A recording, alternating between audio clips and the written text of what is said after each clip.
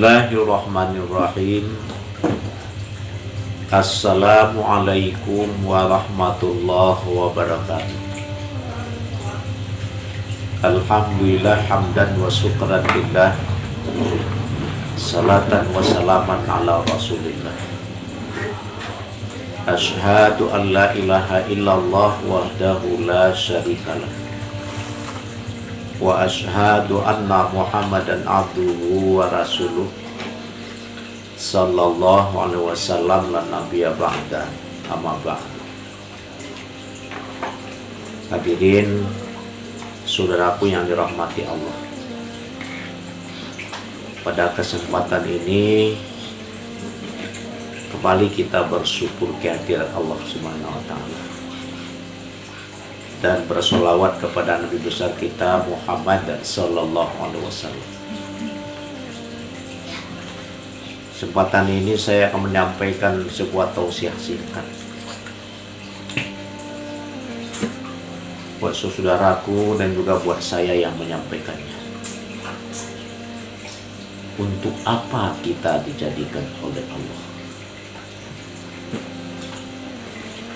Judul ini semacam pertanyaan setiap kita. Setiap kali kita mendengar peristiwa-peristiwa yang dahsyat, peristiwa pemisah kasih sayang dalam kehidupan, peristiwa pemisah kelezatan dunia, yaitu peristiwa kematian. Banyak sudah saudara-saudara kita, orang tua kita, yang telah pergi meninggalkan lewat peristiwa yang dahsyat ini. Lalu lewat peristiwa ini sering lahir di setiap benak kita semacam pertanyaan. Sesungguhnya kita ini dijadikan oleh Allah untuk apa ya? Kenapa? Banyak sudah saudara kita, mereka yang pergi meninggalkan kita, panggil oleh Allah ke alam sana. Nah, ini yang menimbulkan suatu pertanyaan di setiap benak kita. Sesungguhnya kita ini dijadikan oleh Allah untuk apa? Nah, dari pertanyaan-pertanyaan yang lahir di setiap benak kita itu tadi sesungguhnya sudah ada jawabannya oleh Allah. Dalam firman-Nya, surah Az-Zariyat ayat ke-50. Bismillahirrahmanirrahim.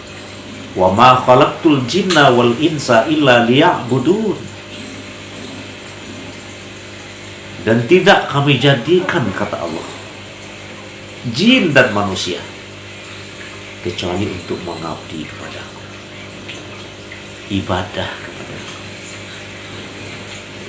Nah, jelas pada ayat ini terjawab sudah pertanyaan-pertanyaan yang lahir di setiap benak kita itu. Kita ini sesungguhnya dijadikan oleh Allah untuk mengabdi ibadah. Malah dalam ayat ini tidak saja kita manusia, tapi juga makhluk jin. Makanya ancaman Allah tidak hanya kepada manusia, tapi juga kepada jin. Dalam surah Al-A'raf ayat 179, di penghujungnya itu, atau di awalnya itu, sungguh nanti akan kami penuhi neraka jahanam itu kebanyakan jin dan manusia. Jadi jelas ancaman Allah kepada manusia juga kepada jin. Nah, oleh karena itu pada kesempatan hidup yang serba singkat ini, kita harus mampu memposisikan diri kita ini sebagai hamba Allah, sebagai abdinya.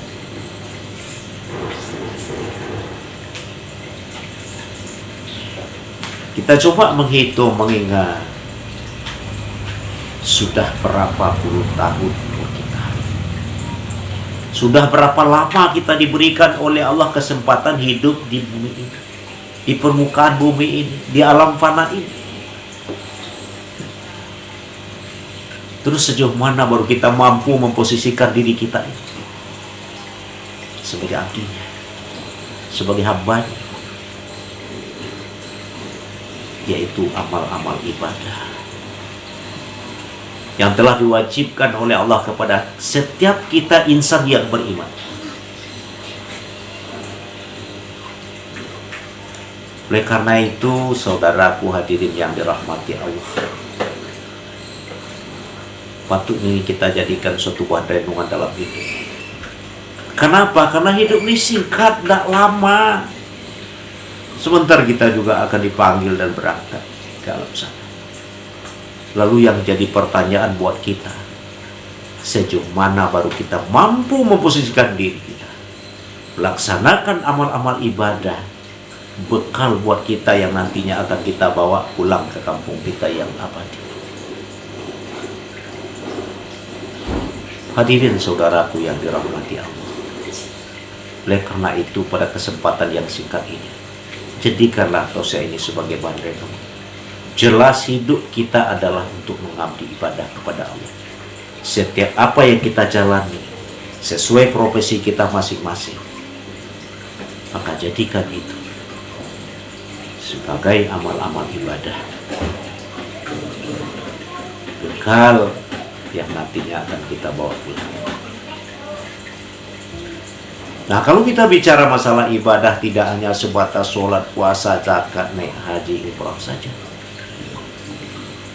Sebenarnya ruang lingkup amal ibadah itu banyak.